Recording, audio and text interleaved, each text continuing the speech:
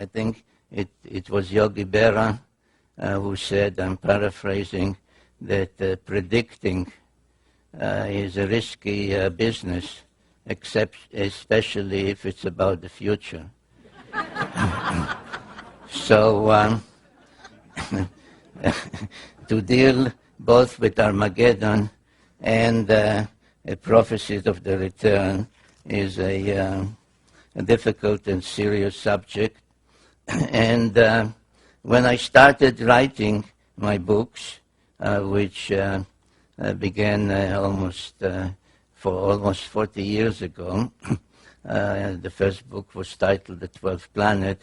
I knew then, almost 40 years ago, that whatever volume the final one in that series called the Earth Chronicles will be, it will have to deal with the end of days, which is the name given by the Bible, in the Bible, to prophecies of the last days, the end time, and any other way that the term in Hebrew, which is Acharit Hayamim, is rendered.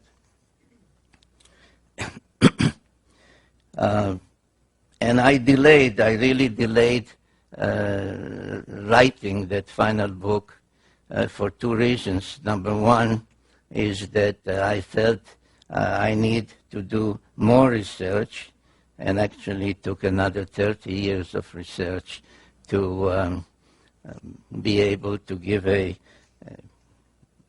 plausible answer, one which I believe is the correct answer, but at least it should be sufficiently documented to be plausible. And the other reason is that I don't know if everybody will be happy with the conclusions of that book, The End of Days. Certainly, I think many of those that are specializing in the subject of what's about to happen have focused recently on 2012 AD.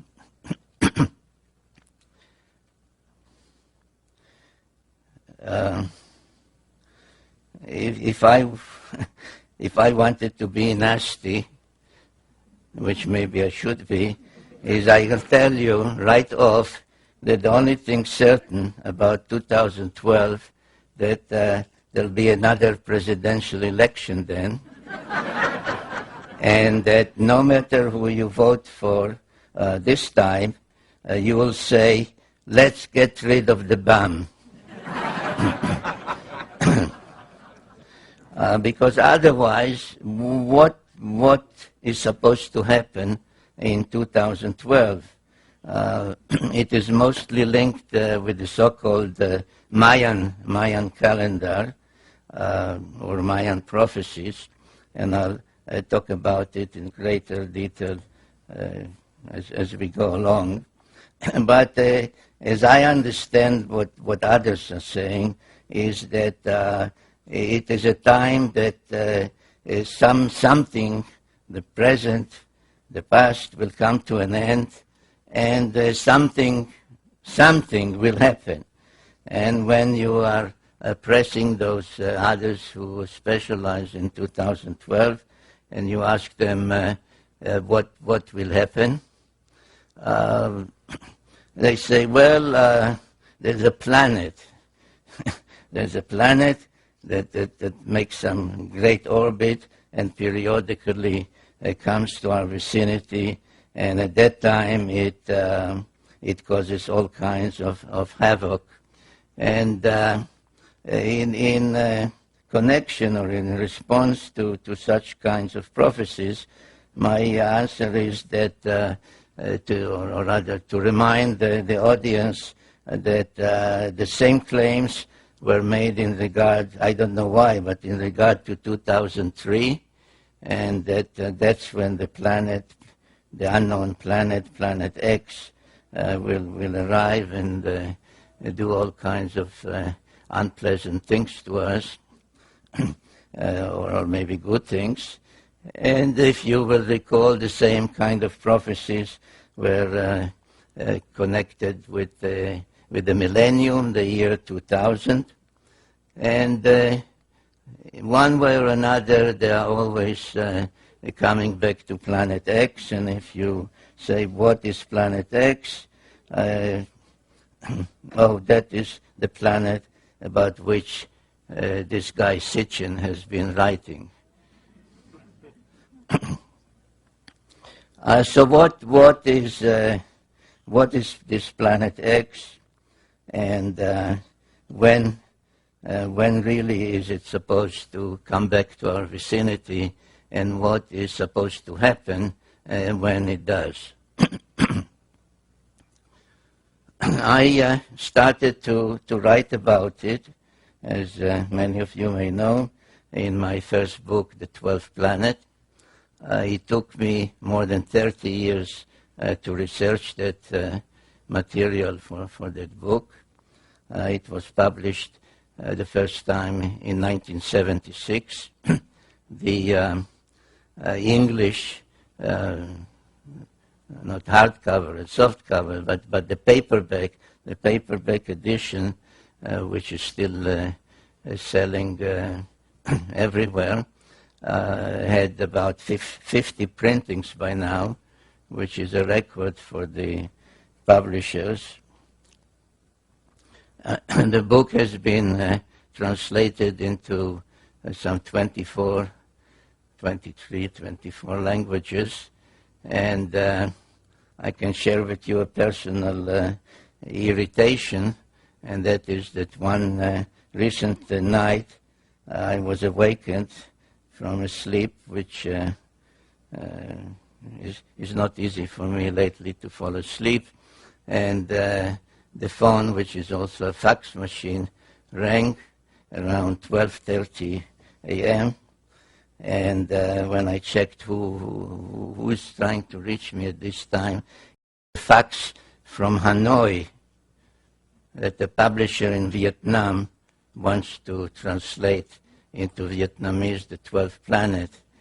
And though, it's been translated by now to almost any language you can think of, I was thinking to myself, somebody in Vietnam, in Hanoi, after all that that place means to us,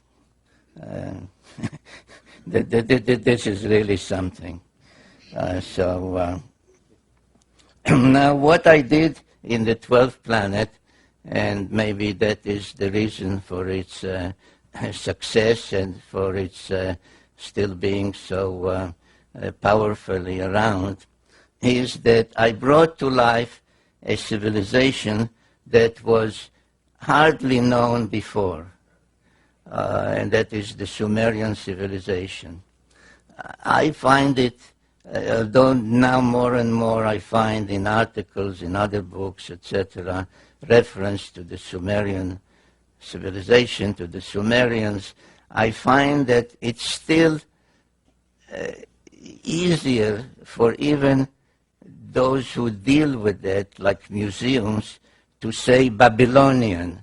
For example, there is now in Europe an exhibit from ancient Mesopotamia where 3 museums, the one in London, in Paris, and in Berlin, have combined to put together some of their objects and show them in each one of the 3 places.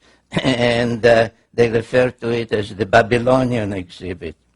So almost 40 years ago, when I or anybody else would say to somebody, well, the Sumerian civilization, you would get some kind of a blank look, the Sumerian, what are you talking about? So I brought to life the Sumerian civilization, which was really a most amazing civilization. It blossomed out in what is now southern Iraq, in that part of the world.